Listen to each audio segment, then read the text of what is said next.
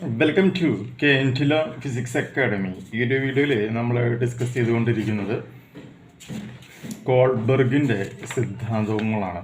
അതായത് മോറൽ ഡെവലപ്മെൻറ്റുമായി ബന്ധപ്പെട്ടിട്ടുള്ള കോൾബർഗിൻ്റെ സാൻമാർഗിക വികസന ഘട്ടത്തിൻ്റെ ഒരു ചാർട്ടാണ് ഇന്നത്തെ വീഡിയോയിൽ പറയുന്നത്.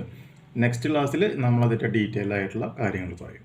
കഴിഞ്ഞ വീഡിയോയിൽ കണ്ടിട്ടുണ്ടായിരുന്നു കോൾബർഗിൻ്റെ സാൻമാർഗിക വികസനം എന്ന് പറയുന്നതിന് 3 തലങ്ങൾ ഉണ്ടെന്ന് പറഞ്ഞിട്ടുണ്ടായിരുന്നു അല്ലേ. തലം അതേതൊക്കെയാണ്? തലം 1, തലം 2, അതുപോലെ തന്നെ തലം 3 എന്നുള്ളതാണ്.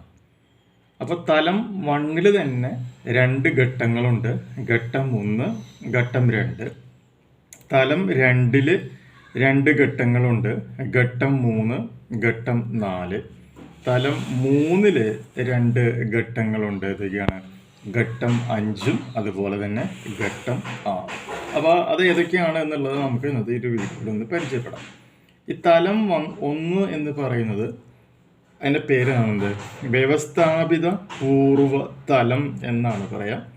ആ വയസ്സ് എന്ന് പറയുന്നത് 4 മുതൽ 10 വയസ്സ് വരെയാണ്. ഈ തലം 1 2 ഘട്ടമുണ്ട്.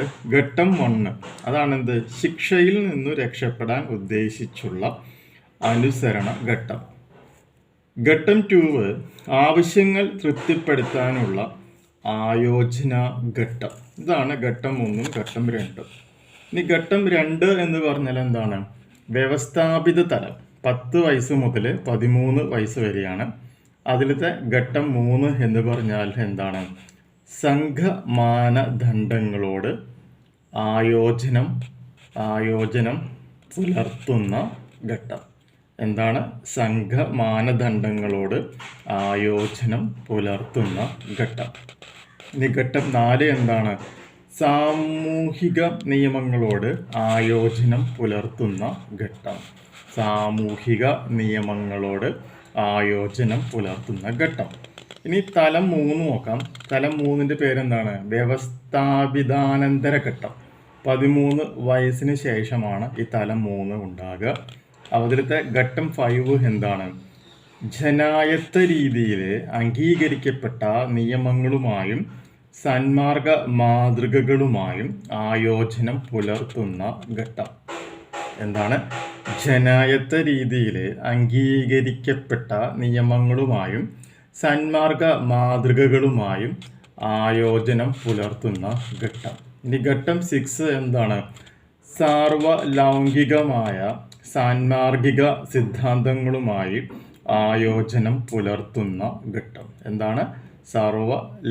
സാർവലൗകികമായ സാൻമാർഗിക സിദ്ധാന്തങ്ങളുമായി ആയോജനം പുലർത്തുന്ന ഘട്ടം. ഇങ്ങനെയാണ് എന്ത് ചെയ്തേക്കുന്നത്? കോൾബർഗ് അദ്ദേഹത്തിൻ്റെ മോറൽ ഡെവലപ്മെൻറ്റിനെ ക്ലാസിഫൈ ചെയ്തിട്ടുള്ളത്. ഇതിൻ്റെ ഏറ്റവും വലിയ പ്രത്യേകത കോൾബർഗിൻ്റെ ഈ 6 ഘട്ടങ്ങളിൽ ഒരു ഘട്ടം പോലും ഒഴിവാക്കാൻ കഴിയാത്തവയാണ്. കാരണം ഓരോ ഘട്ടവും ഓരോ പുതിയ കാഴ്ചപ്പാടാണ് നമുക്ക് നൽകുന്നത്. ഓക്കെ, ഇനി അടുത്തൊരു പോയിന്റ് പറയാനുള്ളതെന്ന് വെച്ചിട്ടുണ്ടെങ്കിൽ ഓരോ ഘട്ടവും കൂടുതൽ സമഗ്രവും മുൻഘട്ടങ്ങളെക്കാൾ വേറിട്ടതും എന്നാൽ മുൻഘട്ടങ്ങളിലെ ഘടകങ്ങളുമായി ഇണങ്ങിയവയുമായിരിക്കും എന്നാണ് ഏറ്റവും ഇമ്പോർട്ടൻ്റ് ആയിട്ട് നമ്മളിവിടെ മനസ്സിലാക്കേണ്ടത്. അപ്പോൾ ഈ ഘട്ടങ്ങൾ ഏതൊക്കെയാണെന്നുള്ളത് ഒന്ന് സ്റ്റഡി ചെയ്ത് വയ്ക്കുക. ദെൻ അടുത്ത വീഡിയോയിൽ നമുക്ക് ഓരോ ഘട്ടങ്ങളും എടുത്തുകൊണ്ട് വളരെ ഡീറ്റെയിൽഡ് ആയിട്ടുള്ള ഒരു സ്റ്റഡി നമുക്കവിടെ നടത്താം. ഓക്കെ, ഇപ്പം നമ്മളിപ്പോൾ ജസ്റ്റ് അതിൻ്റെ സ്ട്രക്ചർ മാത്രമാണ് പറഞ്ഞിട്ടുള്ളത്. അടുത്ത വീഡിയോയിൽ ഓരോ പോയിന്റ് ബൈ പോയിന്റ് ആയിട്ട് എടുത്തുകൊണ്ട് ഡീറ്റെയിൽഡ് ആയിട്ട് സ്റ്റഡി ചെയ്യാം. പുതിയൊരു വീഡിയോ ആയിട്ട് വീണ്ടും കാണാം.